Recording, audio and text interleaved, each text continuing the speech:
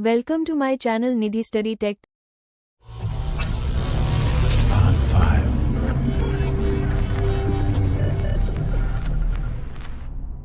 दोस्तों, operating system के बारे में तो सब जानते हैं क्योंकि इसका इस्तेमाल हम रोज कंप्यूटर या मोबाइल के जरिए कर रहे हैं। जिस तरह मोबाइल और इंटरनेट हमारी जिंदगी का एक जरूरी हिस्सा बन गया है, जिसके बिना हम आज के समय में एक काम भी नहीं कर सकते, ठीक उसी तरह मोबाइल और कंप्यूटर को सही तरह से काम करने के लिए ऑपरेटिंग सिस्टम बनाया गया है, जो उनके लिए बेहद जरूरी है। लेकिन मोबाइल और कंप्यूटर तैयार करने के बाद अगर ऑपरेटिंग सिस्टम इनके अंदर इंस्टॉल नहीं किया जाएगा तो वो मोबाइल या कंप्यूटर स्टार्ट नहीं होगा। इसीलिए ऑपरेटिंग सिस्टम बहुत ही इंपॉर्टेंट हिस्सा होता है किसी भी मोबाइल फोन, कंप्यूटर, टैबलेट या पीसी का। आज के इस वीडियो में हम आपको ऑपरेटिंग सिस्टम से जुड़े सारी जानकारी प्रदान करने वाले हैं, जिसमें ऑपरेटिंग सिस्टम क्या है, ये कैसे काम करता है और ये कितने प्रकार के होते हैं, इन सब के बारे में आपको इस वीडियो से जानकारी मिलेगी। इसीलिए वीडियो को पूरा जरूर देखें। तो सबसे पहले जानते हैं कि ऑपरेटिंग सिस्टम क्या है। ऑपरेटिंग सिस्टम, जिसे छोटे से रूप में ओएस भी कहा जाता है, ये एक सिस्टम सॉफ्टवेयर है जो कंप्यूटर के हार्डवेयर और सॉफ्टवेयर के बीच सभी कामों को संचालन करता है। ऑपरेटिंग सिस्टम एक ऐसा सॉफ्टवेयर है जो यूजर और कंप्यूटर के बीच एक इंटरफेस प्रदान करता है, जिसके जरिए यूजर कंप्यूटर के साथ कम्युनिकेट कर पाता है और इसके लिए यूजर को कंप्यूटर की भाषा समझने की जरूरत भी नहीं होती है। सभी कंप्यूटर को सही तरह से काम करने के लिए और दूसरी एप्लीकेशंस या प्रोग्राम्स को रन करने के लिए ओएस की आवश्यकता होती है। Chrome, MS word, games, Photoshop इत्यादि जैसे एप्लीकेशंस को एक माध्यम या प्लेटफॉर्म की जरूरत है जिसमें वो रन कर सके और अपने टास्क को पूरा कर सके, और ये प्लेटफॉर्म उन्हें ओएस प्रदान करते हैं। बिना ऑपरेटिंग सिस्टम के कंप्यूटर बेकार है। कंप्यूटर ऑपरेटिंग सिस्टम बहुत से छोटे छोटे प्रोग्राम्स का समूह होता है जिसे एक साथ जोड़कर सिस्टम के स्टोरेज डिवाइस में रखा जाता है। यही प्रोग्राम का समूह है जो कि कंप्यूटर के रिसोर्सेज जैसे हार्डवेयर और उनके कार्य को मैनेज करता है। कंप्यूटर के हार्डवेयर अपने बल पर कार्य नहीं कर सकते और न ही एक दूसरे के साथ इंटरेक्ट कर सकते हैं। इसीलिए ऑपरेटिंग सिस्टम द्वारा किए जाने वाले इलेक्ट्रॉनिक सिग्नल्स के द्वारा ही ये हार्डवेयर अपना काम पूरा कर पाते हैं। ओएस कंप्यूटर में लोड होने वाला पहला प्रोग्राम होता है और ये कंप्यूटर के हार्डवेयर और सॉफ्टवेयर के बीच ब्रिज की तरह काम करता है ताकि ये दोनों एक दूसरे के साथ आसानी से इंटरेक्ट कर सके।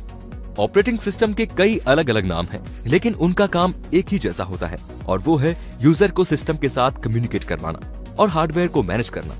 अब तक के प्रमुख ओएस के नाम हैं Windows OS, Mac OS, Linux OS, Ubuntu, Android OS, iOS, MS DOS, Symbian OS. और अब हम जानेंगे कि ऑपरेटिंग सिस्टम क्या काम करता है। ऑपरेटिंग सिस्टम कंप्यूटर का सबसे जरूरी प्रोग्राम होता है जो कि सभी साधारण और महत्वपूर्ण कार्य करता है, जैसे कीबोर्ड द्वारा इनपुट किए जा रहे कीज को समझना, आउटपुट को स्क्रीन पर दिखाना, हार्ड डिस्क पर फाइल्स और डायरेक्टरी को मैनेज करना और कंप्यूटर के सभी पार्ट्स से कम्युनिकेट करना। ये सारी चीजें शामिल हैं। इसके अलावा ये और भी कई तरह के कार्य करने में सक्षम है, जैसे कि नंबर 1, मेमोरी मैनेजमेंट।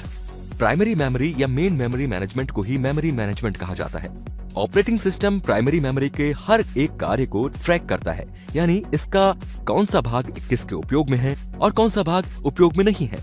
मेमोरी कहाँ इस्तेमाल हो रही है, कितनी मेमोरी इस्तेमाल हो रही है, इसका पता लगाता है और मांगने पर मेमोरी उपलब्ध भी करवाता है।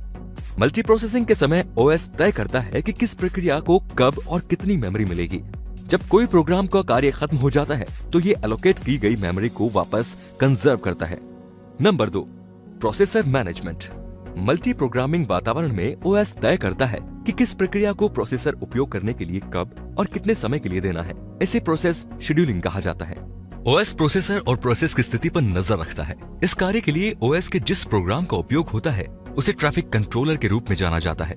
ओएस प्रोसेस को कार्य पूरा करने के लिए सीपीयू अलॉट करता है और कार्य समाप्त होने के बाद प्रोसेसर को फ्री कर देता है। Number 3, device management. Operating system अपने संबंधित ड्राइवर्स के माध्यम से डिवाइस कम्युनिकेशंस का मैनेजमेंट करता है। इसके लिए ओएस सभी डिवाइसेस पर नजर रखता है।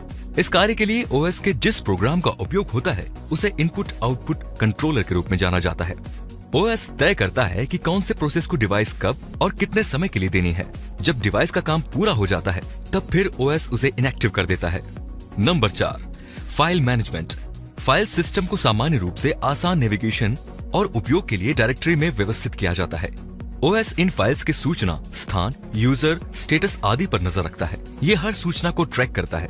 इसके साथ ही फाइल का लोकेशन क्या है, फाइल कब बनाई गई, फाइल कितने साइज की है, किस यूजर ने बनाई थी, ये सारी जानकारी भी ओएस रिकॉर्ड करता है। Number 5, security. ओएस हमारे सिस्टम को अनऑथराइज्ड एक्सेस करने से रोकता है, मतलब कि आपके अलावा कोई और यूजर बिना आपकी इजाजत के आपके कंप्यूटर का इस्तेमाल नहीं कर सकता, और इसके लिए ओएस पासवर्ड देने की पूरी आजादी देता है। जब आप अपना कंप्यूटर ऑन करेंगे तो वो आपको सबसे पहले पासवर्ड पूछेगा, उसके बाद ही आगे की प्रक्रिया के लिए इजाजत देगा। इससे आपका कंप्यूटर सुरक्षित रहता है। अब हम जानेंगे ऑपरेटिंग सिस्टम कितने प्रकार के होते हैं। समय समय पर टेक्नोलॉजी में बदलाव किए जा रहे हैं, साथ ही में कंप्यूटर ने भी समय के साथ काफी विकास किया है। जब से कंप्यूटर की स्थापना हुई है तभी से ऑपरेटिंग सिस्टम का भी उपयोग किया जा रहा है।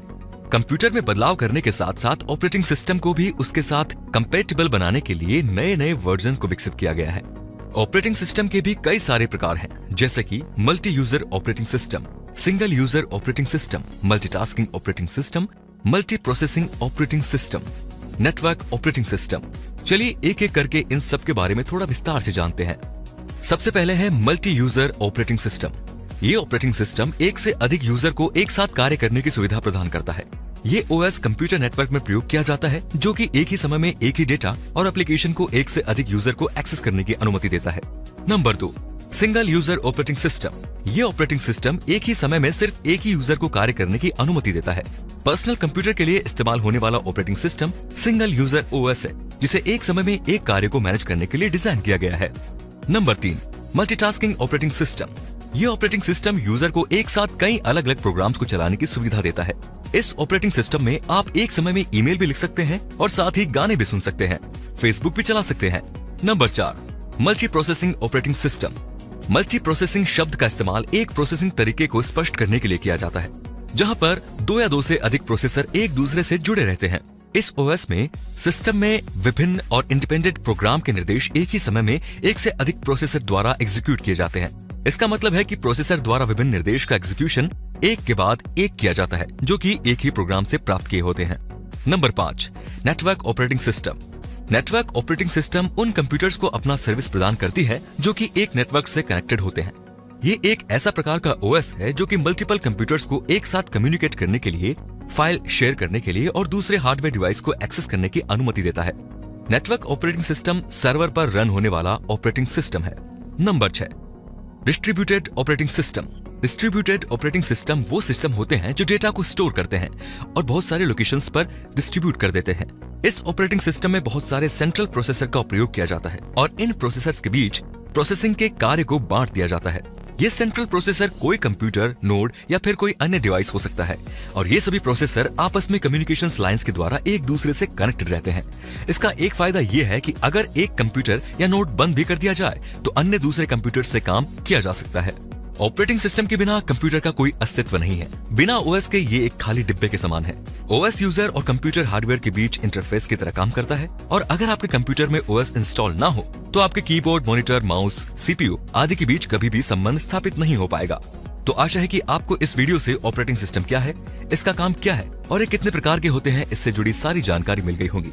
मेरी हमेशा से यही कोशिश रहती है कि हमारी वीडियोस के जरिए आपको दिए गए विषय पर पूरी जानकारी प्राप्त हो सके, ताकि आपको कहीं और जाना ना पड़े। इस वीडियो से जुड़ी कोई भी परेशानी हो तो आप हमें नीचे कमेंट में बता सकते हैं, ताकि हम आपकी परेशानी को जल्द से जल्द दूर कर सके। Thank you for watching.